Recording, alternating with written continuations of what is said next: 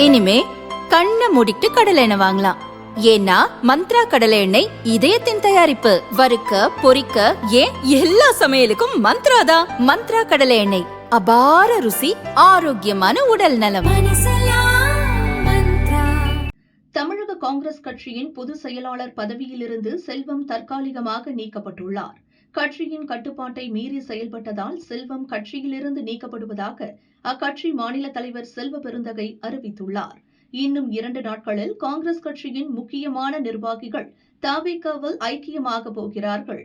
காங்கிரஸ் நிர்வாகிகள் தன்னை சந்தித்ததாகவும் ஆதவ் அர்ஜுனா பேசியிருந்தார். நேற்று அவரது பேச்சுக்கு பின் செல்வம் சஸ்பெண்ட் செய்யப்பட்டுள்ளது கவனம் பெற்றுள்ளது. இப்போ நான் கொஞ்சம் லேட்டாக வந்துட்டேன்.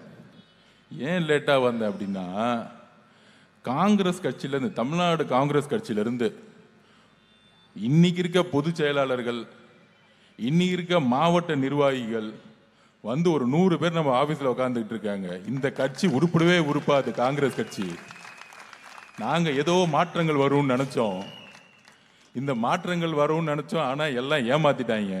2 குரூப் இருக்கு. ஒன்று ராகுல் காந்தி சார் குரூப்பு, அவர் தான் எதிர்கட்சி தலைவர். இன்னொரு குரூப்பு யாருன்னு சொல்ல வேணாம், வயசாகி கண்ணுக்கு தெரியாம நடக்க தெரியாம பழைய குரூப்பு. அந்த குரூப் எப்பயுமே திமுக திமுக திமுகன்னு சொல்லிக்கிட்டே இருக்கும். எனக்கு எல்லாம் கலெக்ஷனு, செட்டிங்கு, கமிஷனு, எல்லாம் பார்ட்னர்ஷிப்பு, ஊழல்ல காசை கொடுக்கறது சைனப்போர். அப்படி இந்த கட்சி பெரிய கூட்டணி கட்சிக்கிறோம்ல. பாண்டிச்சேரியில் நேற்று தான் நாமினேஷன் முடிஞ்சிச்சு. நீங்களே பார்த்துருப்பீங்க, டிவியில் பார்த்தீங்களா இல்லையா? நாமினேஷன் முடிகிற 4 மணி வரைக்கும் கூட்டணியே இன்னும் பேசி முடிக்கல. இதெல்லாம் ஒரு கூட்டணியா?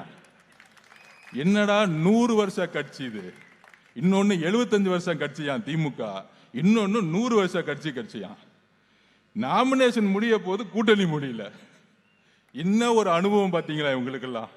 எவ்வளோ பெரிய அனுபவம், எவ்வளோ பெரிய ஒற்றுமை, மத நல்லிணக்க கூட்டணி. இந்த திமுக என்ன ஃப்ராடுத்தனம் பண்ணுது பார்த்தீங்களா?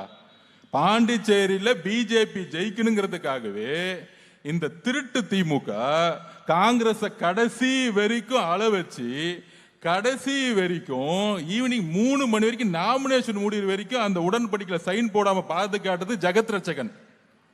அதுக்கு பின்புலமா இருக்கிறது ஸ்டாலின். ஏன் ஜெகத் ரட்சகன் இது பண்ணாரு? ஏன்னா இடி கேஸு சொல்லிட்டாங்க மேல இருந்து கூப்பிட்டு, நீ சைன் போடாத, திமுக 30 தொகுதி நிக்கணும், 20 தொகுதி நிக்கணும், கடைசி வரைக்கும் பேசிக்கிட்டே இரு. கடைசியில் நாமினேஷன் காங்கிரஸ்காரன் பண்ணவே கூடாது. ஆனா அந்த பக்கம் ஐயா ரங்கசாமி, பிஜேபி எல்லாம் பேசி முடிச்சு நாமினேஷன் பண்ணி முடிச்சுட்டாங்க. அப்படி காங்கிரஸோடைய நாமினேஷனை பண்ண விடாம பாதுகிட்டது திமுக. இதுதான் திருட்டு திமுகன்னு சொல்றது. பிஜேபியோட ஏன் சேர்ந்துக்குச்சு? நம்ம சொல்றோம்ல, பிஜேபியோட நம்ம தைரியமா நிக்கிறோம். படத்தை ரிலீஸ் பண்ணலையா? நான் டெல்லி பக்கம் வந்தா நிமிந்து நிப்பன் சிபி வாசல் நின்னுட்டு கை காமிச்சிட்டு போனார். சிபி ஆபீஸ் கூப்பிடுறியா? நான் வந்து நிக்கிறேன். முதல் என்கொயரியா, ஒரு என்கொயரி கூட கேன்சல் பண்ணல, ஆப்சென்ட் ஆகல, வந்து நிக்கிற. உண்மையை சொல்றதுக்கு நின்ன தலைவர் எங்க தலைவர். எந்த விதமான ஆஃபரையும் தூக்கி போட்டு மத சார்பற்ற தன்மையில் நம்முடைய முஸ்லிம் சகோதரர்களையும் கிறிஸ்துவ சகோதரர்களையும் அந்த எந்த குறிக்கோளை முதல் நாள் சொன்னாரோ அதுக்காக இன்னைக்கு வரைக்கும் நின்றுட்டு இருப்பார், எப்பயும் நிற்பார். அப்ப அம்மா ஜெயலலிதா அம்மாக்கு அப்புறம்,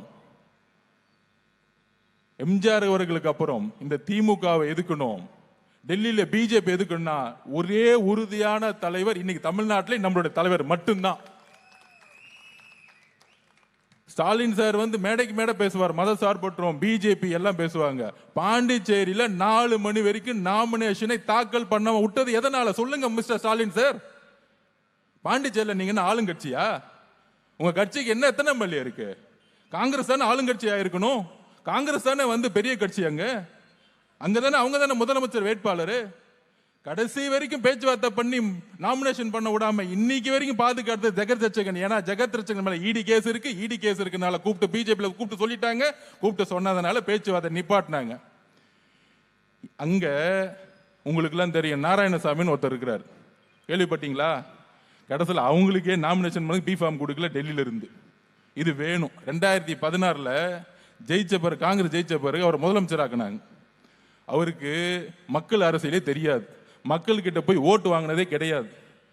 டெல்லி கிட்ட போய் செட்டிங் பண்ணிக்குவார் ஒரு குரூப்பா போய். 2 எலெக்ஷன்ல கடுகு தோல்வி அடைய வச்சுட்டார். அதனால தான் இன்னைக்கு 26 எலெக்ஷன்ல அவருக்கு வாய்ப்பே கொடுக்கல. பாண்டிச்சேரி நாராயணசாமி மாதிரி ஒருத்தர் இருக்காரு. அந்த நாராயணசாமி என்ன பண்ணுவார்னா, கண்ணு திறந்தாலும் திமுக, தூங்கினாலும் திமுக நம்பிக்கிட்டு இருந்தார். கடைசியில அந்த அதே நாராயணசாமிய கழுத்தை அறுத்து 4 மணி வரைக்கும் திமுக வந்து ஏமாத்திருச்சு. நேத்து பாண்டிச்சேரி பாலிடிக்ஸ் இது தெரிஞ்சுக்கோங்க, எந்த அளவுக்கு திமுக பிஜேபியோட சேர்ந்து சூழ்ச்சி பண்ணி அங்க காங்கிரஸ் ஒழிச்சுச்சுன்னு அங்க இருக்க தொண்டர்கள் எல்லாத்துக்கும் தெரியும். இன்னைக்கு எல்லா இடத்துலையும் நாமினேஷன் வந்து சுயமாவே பண்ணிட்டாங்க காங்கிரஸ். கூட்டணி பேச்சுவார்த்தை எப்ப முடிச்சிருக்கணும்? இது பதில் சொல்லுங்க மு க ஸ்டாலின் அவர்களா? சொல்ல மாட்டாரு. ஏன்னா பிஜேபி காரன் ஓனர் திட்டிடுவாங்க. உண்மையை சொல்ல மாட்டாரு. கேட்டா வந்து மத சார்பட்ட இங்க இருக்கவங்களை ஏமாத்திட்டு இருப்பாரு. பாண்டிச்சேரி காங்கிரஸ் ஒழிச்சதே இன்னைக்கு இருக்க ஸ்டாலினும் ஜெகத் ரட்சகனும். ஏன்னா உங்களுக்கு தெரியும், ஜெகத் ரட்சகன் மேல 600 கோடி 700 கோடி 1000 கோடி கேச போட்டு வச்சிருக்காங்க. அப்ப ஜெகத் ரட்சகனை அனுப்பிச்சு விட்டது பிஜேபி, அவர் பேச்சுவார்த்தையோட நிப்பாட்டினது பிஜேபி. அதனாலதான் காங்கிரஸ் இப்படி ஒளிஞ்சு போச்சு. இன்னைக்கு பாண்டிச்சேரியில அவங்க வழி கிளியர் ஆயிருச்சா? பிஜேபிக்கும் ரங்கசாமி ஐயாவுக்கும் வழி கிளியர் ஆயிருச்சு. இன்னைக்கு காங்கிரஸ் நடு ரோட்ல நிக்குது. அதே மாதிரி தமிழ்நாட்டில் ஒரு ரங்கசாமி இருக்கிறார். பேர் சொல்லுங்க யாருன்னு? காங்கிரஸ்ல இருக்காருப்பா ஒரு ரங்கசாமிங்க. அவர் பேர் தான் ப சிதம்பரம். காங்கிரஸ் கட்சியை ஒழிக்க வந்த ரங்கசாமி. சரி, நாராயணசாமி 16ல நாராயணசாமி ஒழிச்சாரா? 26ல ப சிதம்பரம் காங்கிரஸை ஒழிச்சிட்டார். நேரா போய் அடமானம் வச்சு விட்டார். காங்கிரஸோடைய ஒட்டுமொத்த பொதுச் செயலாளர்களும் ஒட்டுமொத்த மாவட்டத்தில் இனி டிவிக்கு வாசல் உட்கார்ந்துட்டு இருக்காங்க. ஐயா, இந்த கட்சி திமுக சொல்லி காமராஜர் சொல்லி 50 வருஷமா திமுக குதிரை மேல ஏறி உக்காந்துக்கிட்டு ஒரு மாற்றம் வராதான்னு நினைச்சோம். நாங்கெல்லாம் நினைச்சோம்.